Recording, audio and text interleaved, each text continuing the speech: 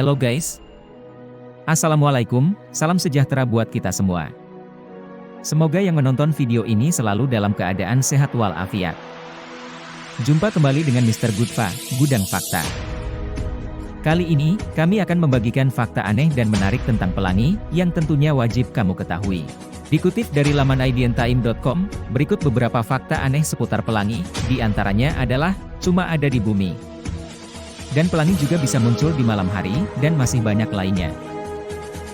Pelangi selalu jadi pemandangan menakjubkan bagi siapapun, tidak peduli anak-anak, orang dewasa, bahkan bagi orang tua sekalipun. Lengkungan warna-warni ini selalu menarik untuk dilihat. Namun entah karena terlalu indah atau bagaimana, pelangi mengundang banyak mitos. Di Indonesia sendiri, mitos yang paling populer adalah, pelangi terbentuk dari selendang para bidadari yang turun dari kahyangan, untuk mandi di sungai. Dilansir treehugger.com, terlepas dari beberapa mitosnya yang aneh, pelangi yang biasa kita lihat juga sebenarnya menyimpan banyak fakta yang tidak kalah aneh dari mitosnya. Fakta apa saja? Berikut daftarnya. 1. Orang Yunani kuno, percaya jika pelangi adalah jalan penghubung antara langit dan bumi. Walau pelangi cukup jarang terjadi, tapi fenomena ini sudah ada sejak dulu. Selama masa peradaban Yunani kuno, orang-orang percaya jika pelangi adalah jalan yang diciptakan oleh Dewi Pelangi bernama Iris. Sang Dewi menggunakan kendinya, untuk mengambil air bumi dan membawanya ke awan. Ketika air ditumpahkan dari kendi, maka terbentuklah pelangi yang membentang dari Gunung Olympus, yang merupakan tempat tinggal para dewa hingga ke permukaan bumi. 2. Kita tidak akan pernah bisa mencapai ujung pelangi. Selain bidadari mandi, keberadaan pot emas di ujung pelangi juga jadi salah satu mitos paling populer di dunia. Lucunya, banyak orang ternyata mempercayai mitos satu ini dan berusaha mencari ujungnya. Padahal ya, pelangi adalah fenomena yang terjadi karena pembengkokan cahaya. Ketika hujan, matahari membiaskan sinarnya melewati tetesan hujan hingga membentuk pelangi. Fenomena satu ini tidak bisa disentuh oleh tangan kita, apalagi dicari ujungnya. Kenapa begitu? Ini karena pelangi didasari oleh cahaya matahari dan orientasi kita saat memandangnya. Ketika kita bergerak mendekati pelangi, maka di saat yang sama pelangi itu juga akan bergerak, sehingga jarak antara kamu dan pelangi akan tetap sama, seperti sebelum kamu bergerak. 3. Pelangi nyaris tidak pernah terjadi pada siang hari. Pelangi selalu terjadi di musim hujan, tapi tahukah kamu jika pelangi selalu terjadi di pagi, sore, bahkan malam hari, tapi tidak pernah muncul di siang hari? Ini karena, kemunculan pelangi sangat tergantung pada matahari. Untuk bisa membentuk pelangi, matahari harus berada sudut 42 derajat di langit, dan itu hanya akan terjadi saat matahari baru terbit atau akan tenggelam. 4. Anehnya, pelangi bisa muncul di malam hari.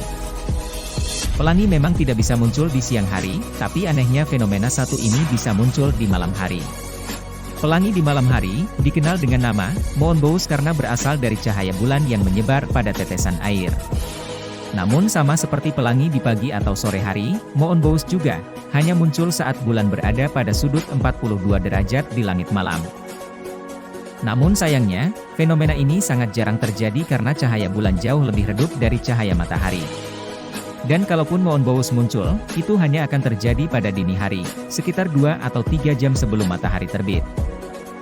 5. Bukan 7, pelangi terdiri dari jutaan warna.